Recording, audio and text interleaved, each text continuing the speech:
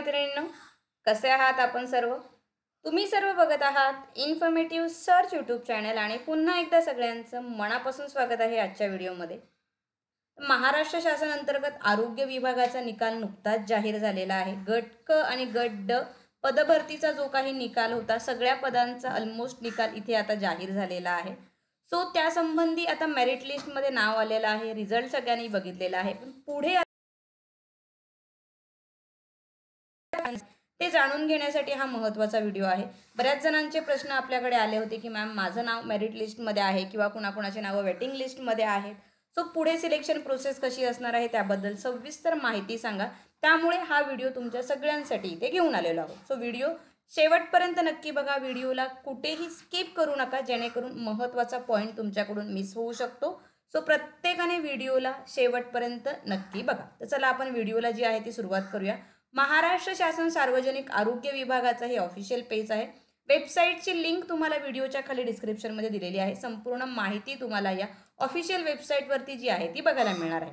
निकाल सगळ्या सहवर्गाचा इथे जाहीर झालेला आहे. पूर्ण निकाल तुम्हाला आपल्या टेलिग्राम चॅनलला सुद्धा बघायला मिळेल. तिथे सुद्धा तुमची जी मेरिट लिस्ट असेल सर्कल वाईज पूर्ण लिस्ट जे आहे ते अपलोड केलेले आहेत. फार्मासिस्टसाठी जे आहे तुम्हाला बघायला मिळतील. बाकी सगळ्या सहवर्गाचा निकाल जो आहे ते इथे जाहीर केलेला आहे. बऱ्याच जणांची नावं जे आहे मेरिट लिस्टमध्ये आलेले आहेत. पण त्यानंतर पुढे काय प्रोसेस आहे ती आपण बघूया. सो व्हेरिफिकेशन तुमचं इथे होणार आहे. डॉक्युमेंट व्हेरिफिकेशन, ज्याला समुपदेशन असं म्हटलं जातं, कागदपत्र तपासणी होणार आहे. सो या व्हेरिफिकेशनचं शेड्यूल जे आहे ते आता पब्लिश्ड इथे करण्यात आलेलं आहे. तुम्ही ऑफिशियल वेबसाईटवरती बघू शकता.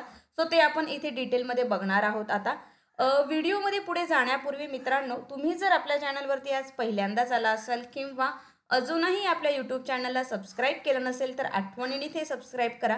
45,000 सबस्क्रायबर आपले पूर्ण झालेले आहेत आणि लवकरात लवकर आपल्याला 50,000चा टप्पा जो आहे तो गाठायचा आहे. त्यामुळे ज्यांनी अजूनही आपल्या यूट्यूब चॅनलला सबस्क्राईब केलं नसेल त्यांनी आठवणीने इथे सबस्क्राईब करा.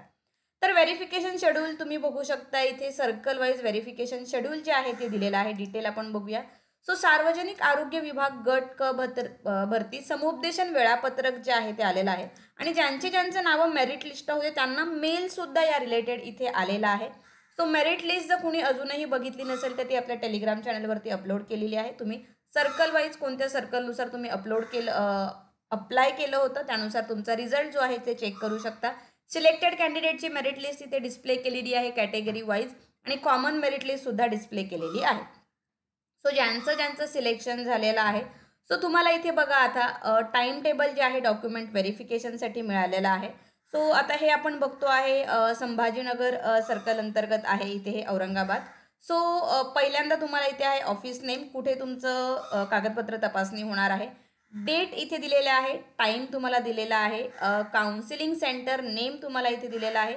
ॲड्रेस दिलेला आहे, कोणत्या पोस्टसाठी काउन्सिलिंग आहे आणि तुमचं जे आहे पब्लिक हेल्थ इथे जे होणार आहे काउन्सिलिंग ते नेम इथे तुम्हाला दिलेलं आहे. सो संपूर्ण इथे लिस्ट दिलेली आहे, तुम्ही बघू शकता. सो ऑफिस नेम तुमचं deputy director health service Chhatrapati Sambhaji circle Sambhajinagar अंतर्गत.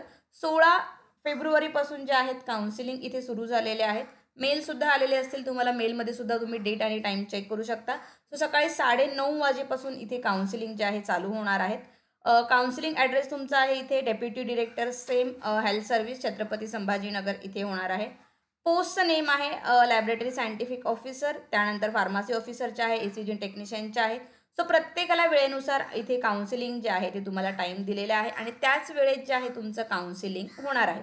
सो काउन्सिलिंगसाठी हजर राहणं खूप गरजेचं आहे. दिलेल्या शेड्यूलनुसार जर तुम्ही काउन्सिलिंगला हजर असाल, तिथे जर तुम्ही अनुपस्थित असाल तर तुमचं सिलेक्शन जे आहे ते रद्द केलं जाणार आहे. म्हणजे तुमचं नाव मेरिट लिस्टला आलं आणि तुम्ही जर काउन्सिलिंगला गेला नाहीत तर तिथेच तुमची जी आहे इथे सिलेक्शन प्रोसेस स्टॉप होते, तुमची भरती प्रक्रिया तिथे संपून जाते. त्याच्यामुळे काउन्सिलिंगला हजर राहणं खूप गरजेचं आहे.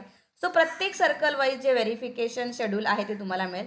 सो हे इथे तुम्ही पुणे सर्कल अंतर्गत बघू शकता. सेम इथे हे नाशिक सर्कल अंतर्गत आहे. सो सगळ्या ह्याचं तुम्हाला जे शेड्यूल आहे व्हेरिफिकेशन शेड्यूल ते बघायला मिळेल. टाईम प्रत्येकाचा वेगळा आहे, डेट प्रत्येकाची वेगळा आहे. 16 इथे फेब्रुवारीपासून 24 ते 25 फेब्रुवारीपर्यंत तुमचं हे काउन्सिलिंग होणार आहे. त्याच्यामुळे दिलेल्या वेळेतच तुम्हाला जे आहे तुमच्या काउन्सिलिंगला इथे जायचं आहे. सो तुम्ही ज्या सर्कल अंतर्गत, पुणे अंतर्गत इथे आहे व्हेरिफिकेशन, तुम्हाला ठाणे जिल्ह्याअंतर्गत आहे मुंबई सर्कल, नाशिक, नागपूर, कोल्हापूर, सगळ्या सर्कल वाईज, लातूर, प्रत्येक सर्कल वाईजचं व्हेरिफिकेशन शेड्यूल जे आहे तुम्हाला इथे दिलेलं आहे. कोल्हापूर सुद्धा आहे. सो तुम्ही कोणत्या सर्कल अंतर्गत एक्झाम दिली होती, कोणत्या सर्कल अंतर्गत तुमचं मेरिट लिस्टला नाव आलेलं आहे, त्याचं व्हेरिफिकेशन शेड्यूल तुम्ही चेक करू शकता. ह्या सुद्धा व्हेरिफिकेशन शेड्यूल जे आहे सगळ्या सर्कलचं टेलिग्राम चॅनलला अपलोड केलेलं आहे. ऑफिशियल वेबसाईटवरती सुद्धा इथे बघायला मिळू शकतं. तसेच टेलिग्राम चॅनलला सुद्धा सगळ्या PDF अपलोड केलेल्या आहेत. टेलिग्राम चॅनल जर जॉईन केलं नसेल तर आठवणीने टेलिग्राम चॅनल जॉईन करा. टेलिग्राम चॅनलची लिंक ह्याच व्हिडिओच्या खाली डिस्क्रिप्शनमध्ये दिलेली आहे. सो आता शेड्यूल बघितलं, टाईम बघितला, पण व्हेरिफिकेशनला जाताना काय काय डॉक्युमेंट न्यायचे आहेत ते इथे आपण बघणार आहोत. सो त्या रिलेटेड डिटेल जे आहे ते आपण बघूया. सो सार्वजनिक आरोग्य विभाग अंतर्गत आरोग्य सेवा आयुक्तालय यांच्या अधिपत्याखाली गट क आणि गट ड संवर्गातील ही सरळ सेवा भरती होती. सो एक्झाम ज्या आहेत तुमच्या 108 परीक्षा केंद्रामध्ये 30 नोव्हेंबर ते 7 डिसेंबर या कालावधीत घेण्यात आलेल्या होत्या. रिझल्ट नुकताच इथे जाहीर करण्यात आलेला आहे. सो यापूर्वी जसं काही गुणवत्ता यादी आणि निवड यादी प्रसिद्ध करण्यात आलेली आहे. सो त्यानुसार आता ज्यांचं निवड यादीमध्ये स्थान मिळालेलं आहे, ज्यांचं मेरिट लिस्टमध्ये नाव आलेलं आहे, ज्यांचं सिलेक्शन झालेलं आहे, अशा सर्व संबंधित उमेदवारांना आगाऊ सूचित करण्यात येते की कागदपत्र तपासणी करता सोबतच्या तक्त्यातील शैक्षणिक अर्हतेचे व इतर आवश्यक कागदपत्र मूळ प्रतीसह साक्षांकित प्रती तुम्हाला तयार ठेवायच्या आहे. बायोमेट्रिक व्हेरिफिकेशन तुमचं होऊ शकतं.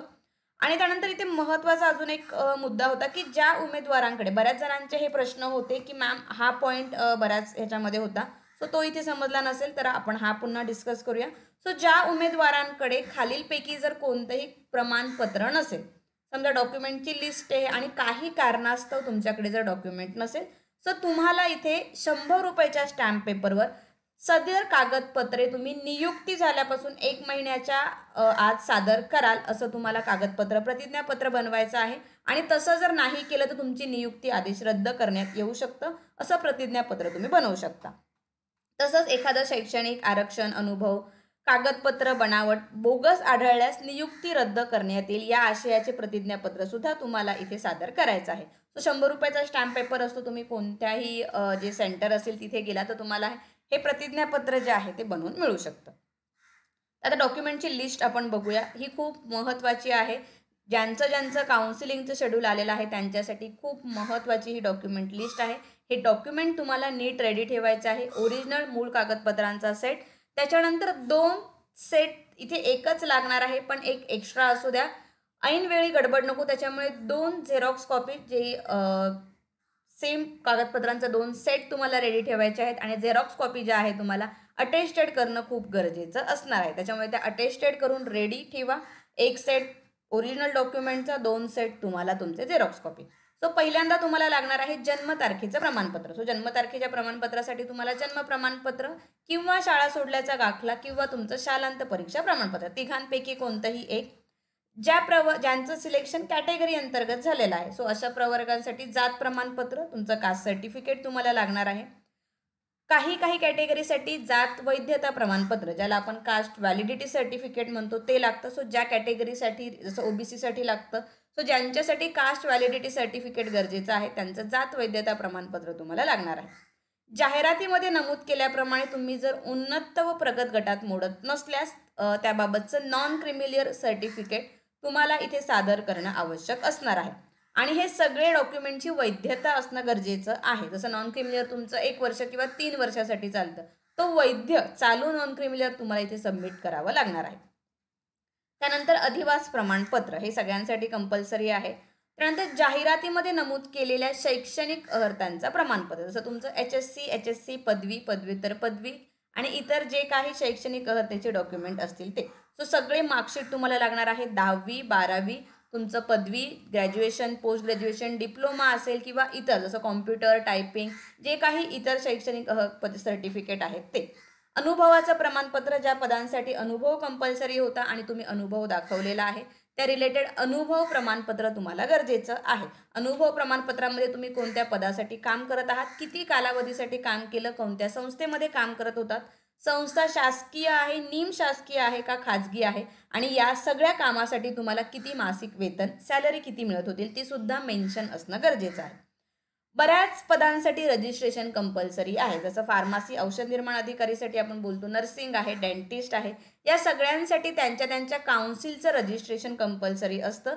सो या काउन्सिलचं रजिस्ट्रेशन नोंदणी प्रमाणपत्र तुमच्याकडे असणं गरजेचं आहे आणि तेही व्हॅलिड कालावधी असणं त्याचं गरजेचं आहे. कधीपासून कधीपर्यंत आहे ते मेन्शन करणं.